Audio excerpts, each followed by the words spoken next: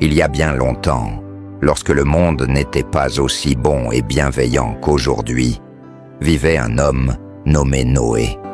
Contrairement à d'autres autour de lui, Noé avait bon cœur et menait une vie de bonté dans un monde rempli de méchanceté et de malheur. La terre était peuplée de gens égoïstes et cruels, causant du tort et du chagrin. Mais Noé était différent. Il se souciait des autres et vivait dans la droiture, se démarquant dans un monde en difficulté. Un jour, Noé reçut un message spécial de Dieu. Attristé par l'état de la terre, Dieu décida d'envoyer un grand déluge pour la purifier. Cependant, voyant la bonté de Noé, il voulut le sauver, ainsi que sa famille et les créatures de la terre. Dieu ordonna à Noé de construire un immense bateau, une arche suffisamment grande pour abriter sa famille et servir de refuge sûr pour les animaux. Malgré l'incrédulité et les moqueries des autres, Noé travailla sans relâche à la construction de cette gigantesque arche. Lors d'un événement extraordinaire, des couples de toutes sortes d'animaux commencèrent à arriver, des lions, des éléphants, des oiseaux et même de minuscules insectes. Ils se dirigèrent vers l'arche comme guidés par une force mystérieuse, prêtes à être protégés du déluge imminent. Puis la pluie commença. Elle passa d'une bruine à une pluie torrentielle, recouvrant la terre d'eau. En sécurité à l'intérieur de l'arche, Noé, sa famille et la myriade d'animaux flottaient au-dessus des eaux montantes. L'arche était un refuge bondé et animé, rempli des cris des animaux. Noé et sa famille assumèrent l'immense tâche de prendre soin d'eux, s'assurant que chaque créature était nourrie et en sécurité pendant leur séjour dans l'arche. Après plusieurs semaines, Noé envoya un oiseau pour chercher la terre ferme. Lors de son premier vol, l'oiseau revint les pattes vides, mais lors du deuxième voyage, il rapporta un rameau d'olivier, signalant que la terre était proche et que les eaux se retiraient. Finalement, l'arche s'immobilisa au sommet d'une montagne. Alors que l'eau se retirait lentement, Noé ouvrit l'arche, libérant les animaux et sa famille. De retour dans un monde frais et renouvelé, prêt pour un nouveau départ, Dieu fit la promesse de ne plus jamais inonder la terre. Pour sceller cette promesse, il créa un arc-en-ciel dans le ciel, un symbole vibrant d'espoir, marquant un nouveau chapitre pour Noé, sa famille et toutes les créatures de la terre.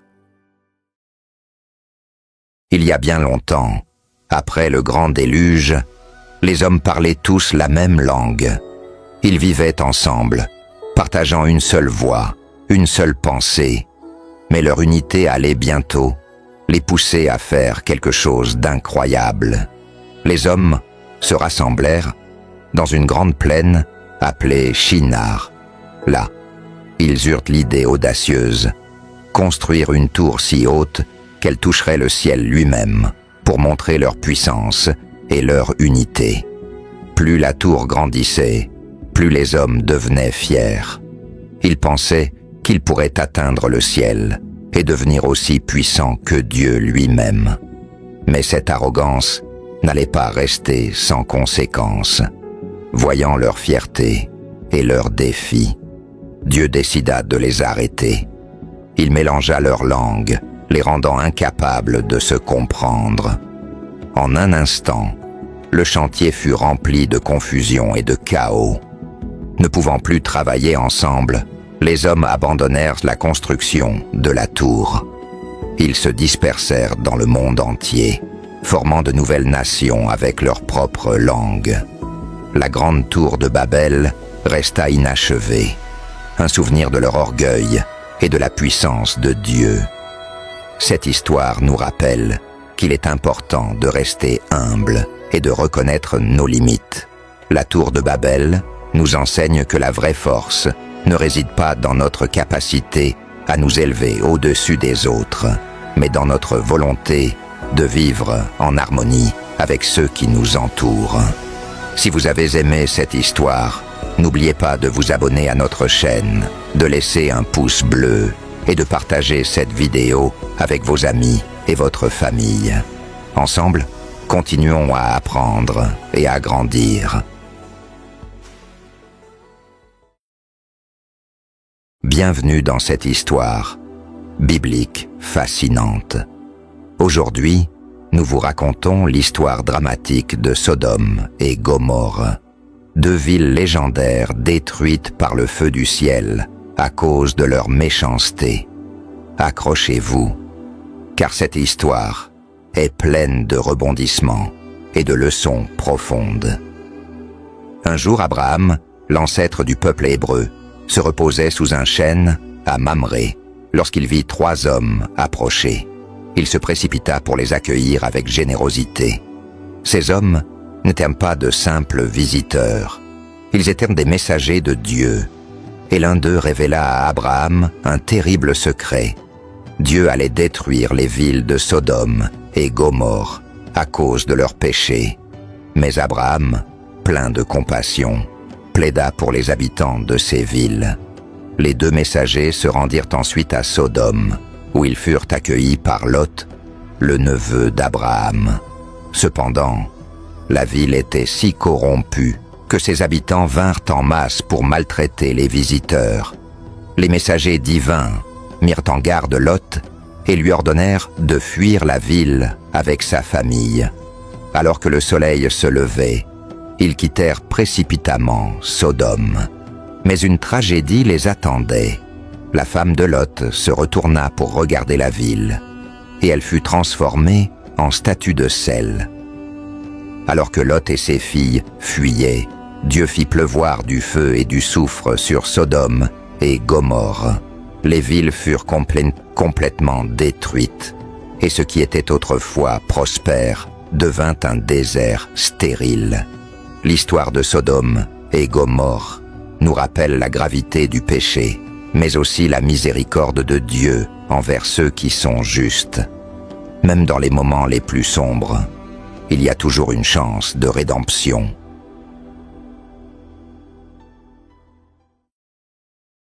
Il était une fois un homme du pays d'Uz. Cet homme s'appelait Job. Il était intègre, droit, craignait Dieu et évitait le mal. Job était riche, extrêmement riche. Il avait des milliers de moutons, de chameaux, de bœufs et des serviteurs. Il avait aussi une belle famille, 10 enfants. La vie de Job semblait parfaite, mais tout allait bientôt changer. Dans les cieux, un jour, les anges se rassemblèrent devant Dieu. Et parmi eux, se tenait l'adversaire, Satan. Dieu lui demanda « D'où viens-tu » Et Satan répondit « Je viens de parcourir la terre. » Alors Dieu lui dit « As-tu remarqué mon serviteur Job ? Il n'y a personne comme lui sur la terre, un homme intègre, droit, qui craint Dieu et évite le mal. » Satan répondit « Est-ce pour rien que Job craint Dieu ? Tu l'as béni en tout, mais touche à ce qu'il possède, et tu verras s'il ne te maudit pas en face. » Alors Dieu dit « Très bien, tout ce qu'il possède est entre tes mains, mais ne touche pas à sa personne. » En un jour funeste, tout changea pour Job. Un serviteur arriva en courant. « Tes bœufs et tes ânes ont été attaqués, tous ont été tués. » Un autre accourut. « Un feu est tombé du ciel et a brûlé tes moutons et tes serviteurs. » Un 3e serviteur. « Tes chameaux ont été volés. » Et enfin, le coup le plus terrible. Une grande tempête a détruit la maison où étaient tes enfants. Aucun n'a survécu. Alors Job se leva, déchira son manteau et se rasa la tête en signe de deuil. Mais au lieu de maudire Dieu, il tomba à genoux et dit « Le Seigneur a donné, le Seigneur a repris, que le nom du Seigneur soit béni. » Malgré tout ce qu'il avait perdu, Job ne pécha pas et ne blâma pas Dieu. Mais Satan n'en avait pas fini. Il retourna voir Dieu. Peau pour peau. Un homme donnera tout pour sauver sa vie, mais touche à sa chair, et il te maudira. Dieu répondit, « Job est entre tes mains, mais épargne sa vie. » Alors Satan frappa Job d'ulcères douloureux de la tête aux pieds. Job était dans la douleur. Sa femme lui dit, « Pourquoi persistes-tu dans ton intégrité ? Maudis Dieu et meurs. » Mais Job répondit, « Tu parles comme une insensée. Devons-nous accepter le bien de Dieu et non le mal ?» 3 amis de Job vinrent pour le réconforter. Mais au lieu de l'encourager, Ils l'accusèrent. « Tu dois avoir péché pour que cela t'arrive, Job. » Job, en colère et désespéré, cria à Dieu, « Pourquoi, Seigneur? Pourquoi m'as-tu abandonné ?» Et Dieu répondit à Job du milieu d'une tempête, « Qui est celui qui obscurcit mes plans par des paroles sans connaissance? Où étais-tu quand j'ai posé les fondations de la terre ?» Job comprit alors la grandeur et la sagesse de Dieu. Il se repentit, reconnaissant qu'il ne comprenait pas le plan divin. Et Dieu bénit Job 2 fois plus qu'auparavant. Il lui donna de nouveau des troupeaux, des enfants, et il vécut une longue vie pleine de bénédictions. Job avait appris que même dans la souffrance, Dieu reste souverain, et sa foi ne fut jamais ébranlée. Job nous apprend une leçon puissante. La vie peut être remplie de douleurs et d'épreuves, mais la foi en Dieu nous guide à travers les ténèbres vers la lumière. Quand tout semble perdu, souvenez-vous de Job et n'abandonnez jamais. Merci d'avoir regardé cette histoire inspirante. Si cette vidéo vous a touché, n'oubliez pas de vous abonner, de laisser un commentaire et de partager cette histoire de foi avec vos proches. À bientôt pour d'autres récits bibliques captivants. Imaginez un monde où vous n'avez jamais vu la lumière du jour. Un monde plongé dans une obscurité totale depuis votre naissance. Un jour, alors que Jésus marchait avec ses disciples, ils aperçurent cet homme. Les disciples lui demandèrent, « Maître, qui a péché, cet homme ou ses parents, pour qu'il soit né aveugle ?» Jésus leur répondit, « Ce n'est ni lui, ni ses parents qui ont péché, mais c'est pour que les œuvres de Dieu soient manifestées en lui. » Puis, de manière surprenante, Jésus fit quelque chose d'inattendu. Il cracha sur le sol, mélangea la salive avec la terre pour faire de la boue, et l'appliqua sur les yeux de l'homme aveugle. Jésus lui dit alors, « Va te laver dans la piscine de Siloé. » L'homme se leva et, avec une confiance nouvelle, se dirigea vers la piscine de Siloé. Chaque pas qu'il faisait le rapprochait du miracle, de la lumière et de sa nouvelle vie. Lorsqu'il se lava les yeux dans l'eau fraîche de la piscine, tout changea. Pour la première fois de sa vie, il vit la lumière du jour, les couleurs du monde, les visages des gens. Il n'était plus un mendiant aveugle, mais un homme renouvelé, guéri par la puissance de Jésus.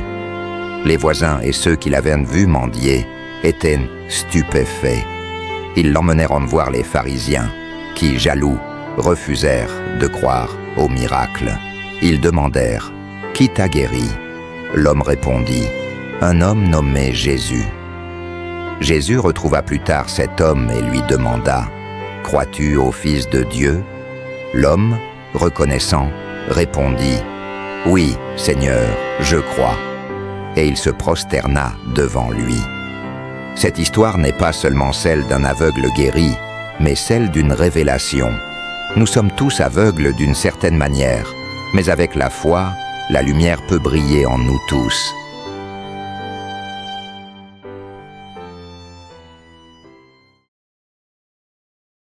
Dans une ville appelée Capernaum, il y avait toujours du mouvement. Ce jour-là, une grande foule s'était rassemblée autour d'une maison, car ils avaient entendu dire que Jésus était là.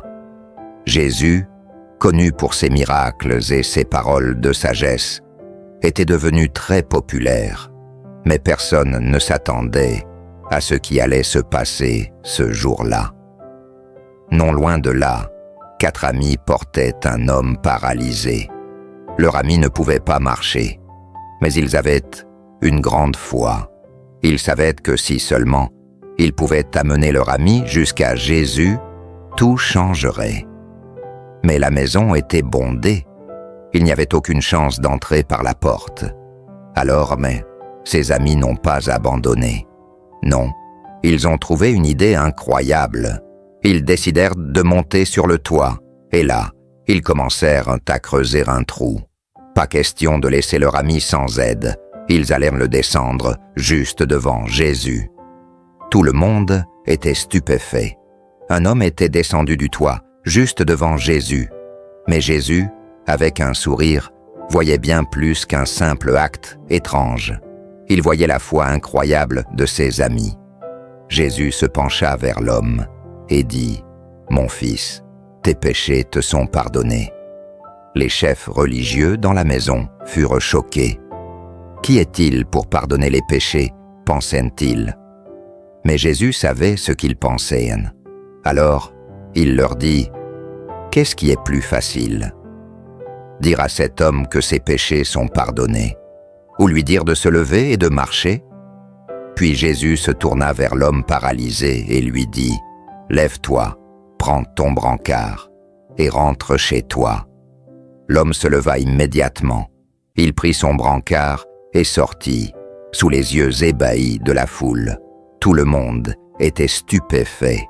Il louait Dieu en disant « Nous n'avons jamais rien vu de tel. » Ce jour-là, tout le monde a vu non seulement la puissance de la guérison, mais aussi la force de la foi. Jésus a montré qu'avec de la foi, rien n'était impossible. Il était une fois un père riche et bienveillant qui vivait dans une grande maison avec ses 2 fils. Ce père aimait profondément ses enfants et prenait soin de tout ce qu'il possédait. Un jour, le plus jeune fils s'approcha de lui avec une demande inattendue. Il souhaitait recevoir sa part de l'héritage, bien avant que son père ne soit décédé.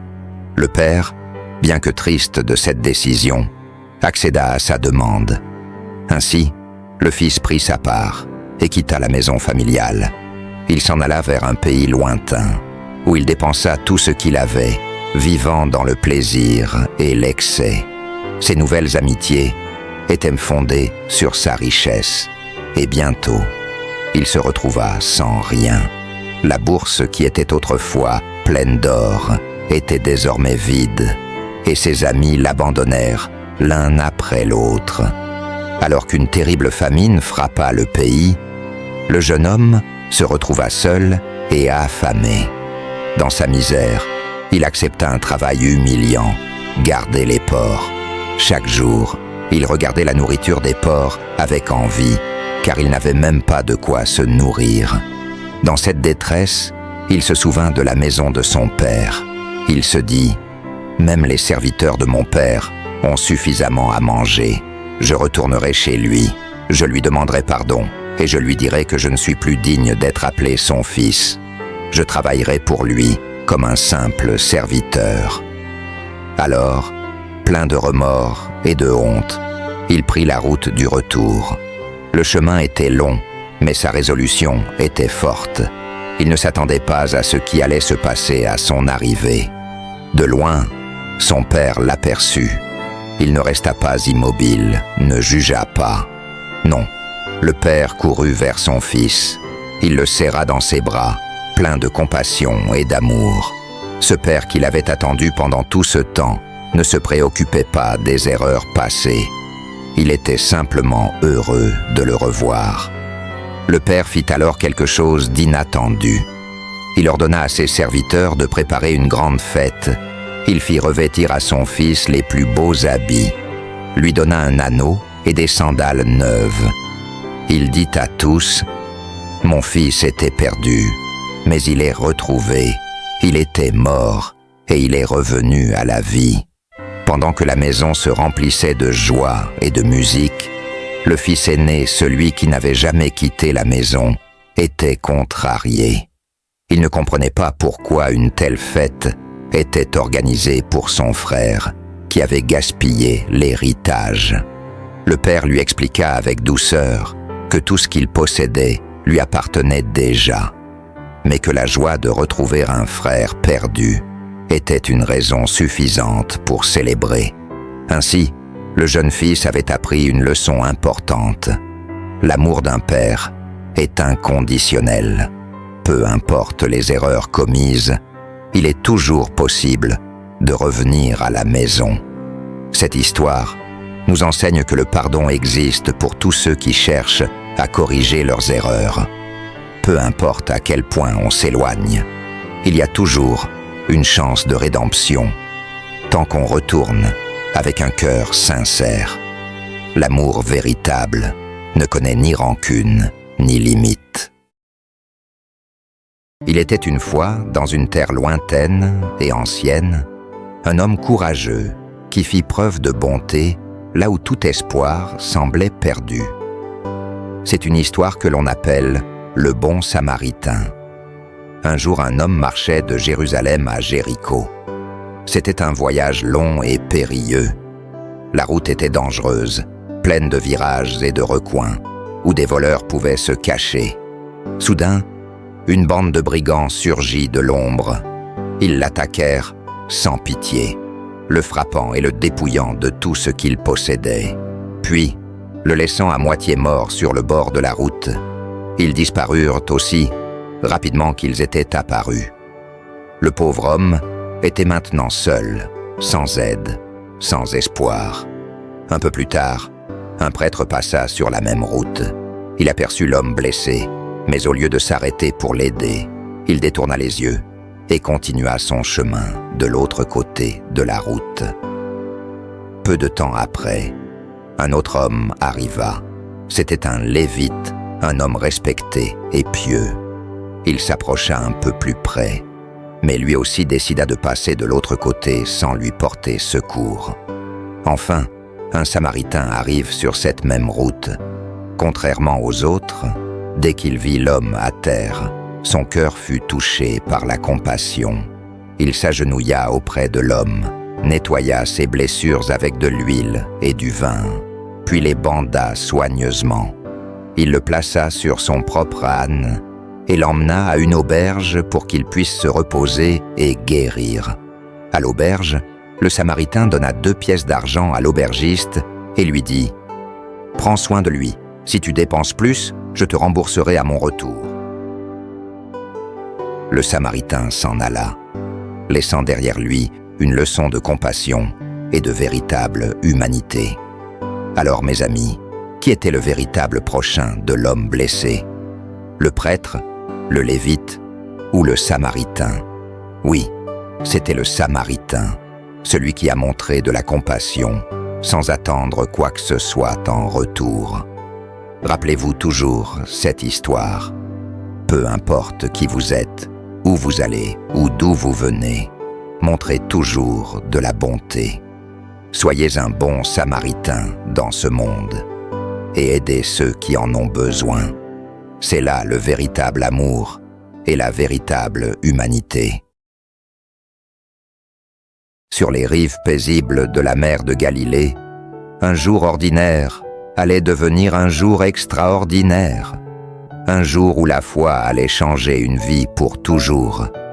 Pierre et ses amis, des pêcheurs chevronnés, avaient travaillé toute la nuit, toute une nuit à jeter et tirer leurs filets, encore et encore, sans attraper un seul poisson.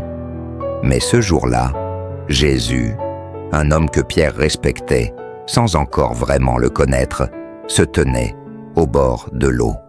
La foule le suivait, avide d'entendre ses paroles de vie. Après avoir parlé aux foules, Jésus se tourna vers Pierre et lui dit « Avance en eau profonde et jetez vos filets pour pêcher. » Pierre savait que cela n'avait aucun sens. Ils avaient déjà tout essayé, toute la nuit. Il répondit « Maître, nous avons travaillé dur toute la nuit sans rien prendre, mais puisque tu le dis, je vais jeter les filets. » Alors, quelque chose d'incroyable se produisit. Les filets se remplirent de poissons, tellement de poissons qu'ils commencèrent à se déchirer.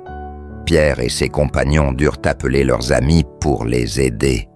Quand Pierre réalisa ce qui venait de se passer, il se jeta aux pieds de Jésus et lui dit « Seigneur, éloigne-toi de moi, car je suis un homme pécheur. » Mais Jésus, plein de compassion, répondit « N'aie pas peur, désormais tu seras pêcheur d'hommes. » Et c'est ainsi que Pierre et ses amis laissèrent tout derrière eux, leurs filets, leurs bateaux, leurs poissons, pour suivre Jésus, devenant ses premiers disciples et changeant le monde à jamais.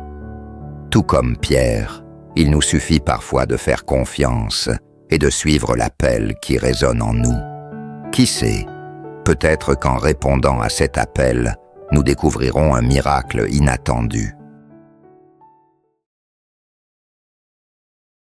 Dans une petite ville appelée Béthanie, une famille traverse l'épreuve la plus douloureuse, la perte d'un être cher. Pourtant, cette histoire ne parle pas de la fin, mais d'un nouveau commencement. Voici l'histoire de Lazare, un homme que la mort n'a pas pu garder dans ses bras. Lazare, l'ami proche de Jésus, était tombé gravement malade. Ses sœurs, Marthe et Marie, étaient désemparées. Elles envoyèrent immédiatement un message à Jésus.